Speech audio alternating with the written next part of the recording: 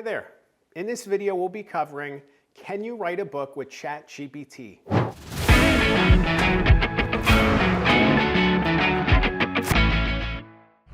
There is so much potential for ChatGPT, but before you start using it to write your book, let's explore the topic further and see if it's the right strategy for you. By the end of this video, you will learn the best tactics for using ChatGPT in your book writing, and it's not in the ways you think. And keep watching until the end of the video for a free opportunity. Let's dive in. ChatGPT. You've probably heard a lot about it. You might be intrigued by it. Let's focus a little bit more on what it can do and what it can do for you as you write your book. With ChatGPT, you can enter prompts into the website and it will spit out text on any topic. You can literally put in anything in there and something will come back out. And it's just so fascinating to see and to play with and to try it out and see how it responds. And it sounds basically like human text, which is exciting. It's not simply a search engine result. It's actual text blocks, which is conducive to writing.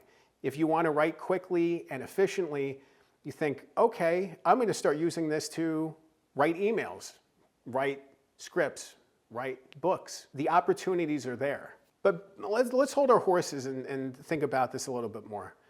The text that comes through in ChatGPT is often flat, and it's not always accurate. You can put in information about a specific person or a fact, and it will spit out text that's not correct, that the facts are wrong. It happens a lot. If you go to ChatGPT and ask it a question about a celebrity, it will scrape the web and give you results and answers, and it's not always accurate at all. As ChatGPT launched in November of 2022, I started exploring the usage of ChatGPT in a book and seeing if I could write a book with ChatGPT. And I thought, well, why don't I write a book about each US president and post it on Amazon? I could make a lot of money and that would be great. And I started with James Buchanan. He was the 15th president because he was from my hometown of Lancaster, Pennsylvania. So I spent an afternoon trying to write a book about James Buchanan using ChatGPT. And it was awful. It was such a difficult process because it was easy to see that the information being given to me wasn't accurate, that there were gaps and holes. And based on just cursory research, I found so much more information online than ChatGPT gave me, and it often conflicted with the information ChatGPT gave me. So I abandoned that idea quickly. I often see people using ChatGPT to write books, and it's so disheartening because it misses the key element of any book, which is you, the subject, the author of the book. If you're writing a book about your life, it should be about your life. It should be about your experiences. You don't want to hand over the keys to the book to the greater internet. You want a story being told that hasn't been told before. ChatGPT is telling stories that have been told before. It's basically taking all of the ideas of the internet, swirling it around, and spitting out text. That might work okay for an email. That might work okay for a letter you have to write and finding the right words and terminology.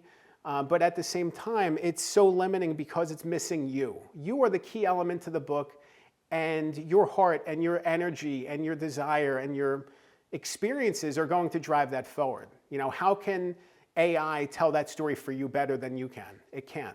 At the same time, I do think ChatGPT has tons of value to book writing, and I use it regularly. I want to explain how I use it, though. It's not for the writing process. It's for other things. It's for outlining, one, and ideas. For ideation, ChatGPT is great. I was recently working on a project about technology and transaction models. And it's a topic that I know vaguely about, but I wasn't super connected to. Didn't have a lot of experience with it. And I use ChatGPT often in coming up with ideas to talk about in the meetings I had with my client. And I would come out with, ChatGPT would give me a list of 3 to 5 to 10 things, and I would take 2 or 3 of them. I would take the ideas from ChatGPT and then ask questions around them, and then go deeper on those topics in the chapters themselves, which was great. For outlining, ChatGPT is incredible. It's amazing. You could ask it to write a book outline on your topic now, and it will give you an outline. I'm not saying it's 100% finished. I'm not saying it's all the way there. Outlining typically could take a month. You could do it in 2 minutes with ChatGPT. So it's a really interesting process to be able to play around with that and to see what ChatGPT has in mind for the book.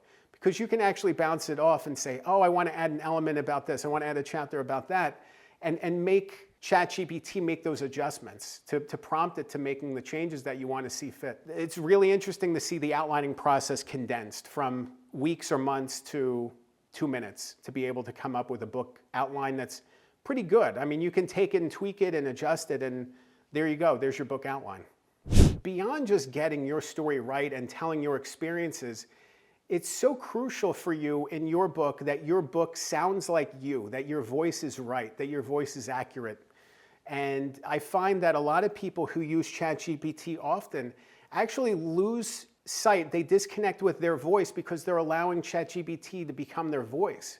Maybe they write blog posts or emails regularly using ChatGPT, and now they start sounding more and more like ChatGPT in their writing. It's important for you to sound like you in the book writing. That's not to say that you can't use ChatGPT to write an email or even come up with ideas, but you want to make sure that the writing sounds like you, and the best way to do that is to rely on your own voice to tell the story instead of relying on AI. I had recently worked with somebody who wrote their book draft with ChatGPT, and I was encouraging them to bring more of themselves into the story, to rewrite it in their own words. You know, there really wasn't a lot of salvageable, fresh new material. A lot of it was redundant or rote, and it just wasn't quite working. And we actually started working together, and I wrote them a draft of the first chapter, and they didn't like it. Their writing voice had morphed so closely with the AI that their voice and their words didn't sound like them anymore. And it was disheartening. You know, I think that this person had so much to offer and so much to give, and it's disappointing when we use tools in ways that they probably don't need to be used. AI and ChatGPT are great, so helpful in so many ways, but think of them as tools. You know, we want to make the most of the way we use those tools and use them in the right ways. If you want to learn more about book writing and ghostwriting, head to my website, goodghostwriter.com. Click the link below. There you can sign up for my emails and get free tips and insights into the book writing process. You also have the opportunity to book a strategy call with me where we can talk one-on-one and explore what your book is about and how you can bring your story forward.